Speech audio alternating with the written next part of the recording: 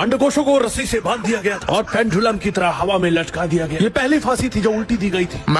गंडमाडू के भयानक जंगलों से दूर एक दुनिया बसती थी। इस जगह को पोखरा नाम दिया गया है, जहाँ फ्लाइट से खोपरा भी लाया जा सकता था। मौसम कई बार इतना साफ हो जाता था कि यहाँ से इजिप्ट के पिरामिड भी साफ साफ दिखते। मैंने हाल ही में 2 जेट लिए। एक जेट अपने वॉशरूम में लगा दिया और दूसरा जेट हवा में कुलांचे मारने के लिए तैयार था। बादलों के बीच में ही मुझे माउंटेन ड्यू एवरेस्ट दिखाई दिया, जो पूरी तरह से वनीला फ्लेवर से ढका हुआ था। अपने वायुयान को मैंने परकड़िंग में लगा दिया और ताल के पास बैठ गया। और पेड़ की दुछत्ती पर किसी औरत की बनारसी साड़ी देखकर मैं चौंक गया था। आखिर ये क्या खेल चल रहा था? तभी प्यार में डूबे हुए कबूतरी मुझे दिखाई दी। कसूरी मेथी के कश चल रहे थे। बाद में इन्हीं की कहानी हीर गांजा के नाम से जानी गई। हल्का धुआं मेरे नथनों में भी घुस गया था। मेथी ने मदहोश कर दिया था। मैंने नृत्य करके समुद्री देवता पोसाइडॉन का आवाहन किया। निर्भीक होकर अपनी नाव पानी में उतार दी और सर पर दौड़ाने लगा। अपनी आन बान गान को मैंने दांव पर लगा दिया था, लेकिन बॉर्डर पर ही मुझे धर लिया गया और गलती से मुझसे सरेंडर हो। फिर शुरू हुआ टॉर्चर का अंतहीन सिलसिला। अंडकोशों को रस्सी से बांध दिया गया था और पेंडुलम की तरह हवा में लटका दिया गया। ये पहली फांसी थी जो उल्टी दी गई थी। मैं अंदर से फूट चुका था। गोलगप्पे में ग्रीन टी का पानी डालकर पीने के लिए मजबूर किया गया। कभी ओपनर से नाक खोल देते थे तो कभी नाक से ओपनर खुलवाते थे। मैंने पूरी कोशिश करी कि मेरी मानसिक तरंगे